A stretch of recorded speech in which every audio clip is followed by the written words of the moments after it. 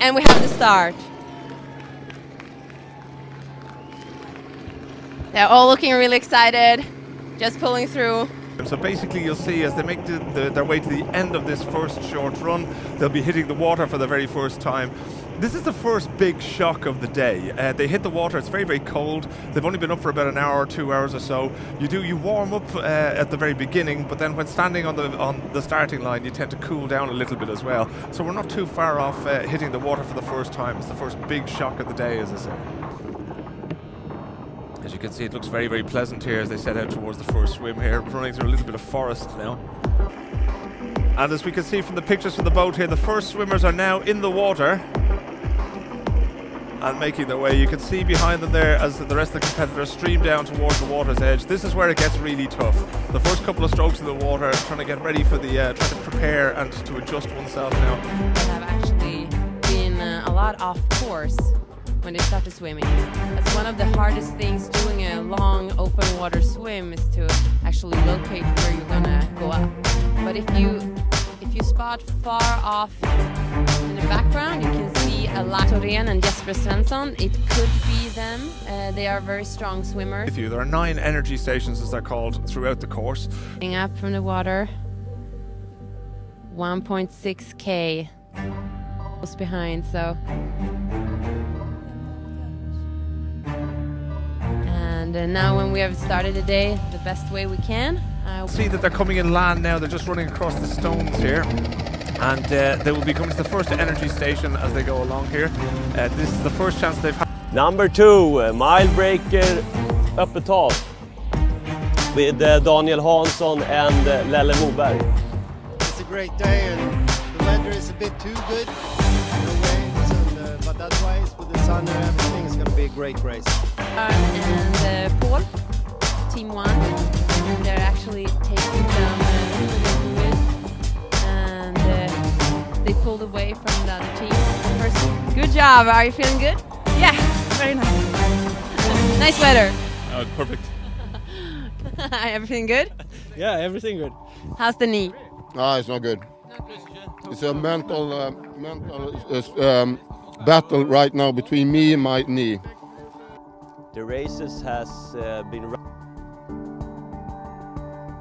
before Nämndö here, Tjeckskär, very technical running. Participants climbing out of the waters here.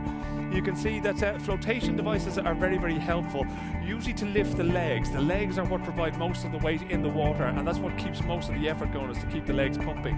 And maybe they get to see each other, meet each other here, and they can see that they can gain some time here on Nämndö, because it's a lot of gravel road racing. So we're just going to check to see here if any of the ladies that have come in land. So far we haven't seen any of them come in land, or certainly they haven't passed by the timing station just yet.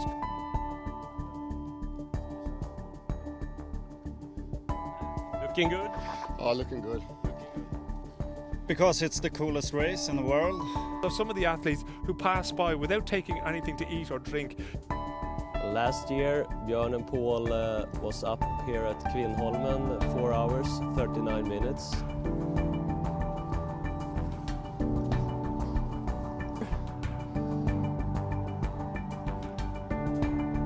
We're looking at Nämndö South here in the water. We can see them coming up out of the water here on Nämndö South. It's a little bit difficult there. The pictures we have are coming from the boat.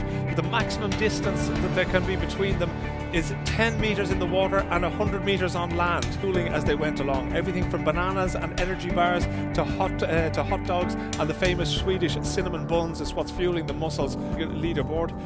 There is a tactic here to deal with the various different currents that you come across. Is that Antonov? Is there the pictures we can see there? Yeah. So there was a gap of 56 seconds, so it's probably no wonder that we can't see them. We can see it's one of them carrying his flotation device there in his right arm. It's basically a half marathon across the island at that point. I'm sure they won't thank me for pointing it out now. You'll be able to keep your tempo much better. So he's looking just a little bit stiff there now. Yeah, but starting to be a bit tired. Okay, well that's okay. They will have the mother and daughter from Papetias, and they're doing a great job. Seconds is what we're estimating the 1 minute 40 seconds what we're estimating the gap to be. I would say it's at least 1 minute 40 seconds. Team, it's mile breaker, öppet hav, Daniel Hansson and Lelle Moberg. They did very, very well. They didn't look tired at all. There's a 47-second lead over Team Adeptic, so it's not very much indeed. As they come up to the line, hand in hand, they cross the line. Lele Mube and Daniel Hansen, World Swimrun Champions 2014. Team Milebreaker up atop. In position now. Still not in to the milebreaker.com final 15 kilometers. Something like that. And try to reach the last. Quite incredible. They were up there reasonably high early on, but they kind of fell away there throughout the latter part of the course. Yes. There we go.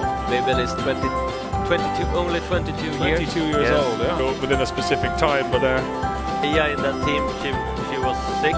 Yep. Annika told me. Under 10 hours, Ulrika Eriksson and Jonas Edén win the mixed class. The new world champions just crossed the line.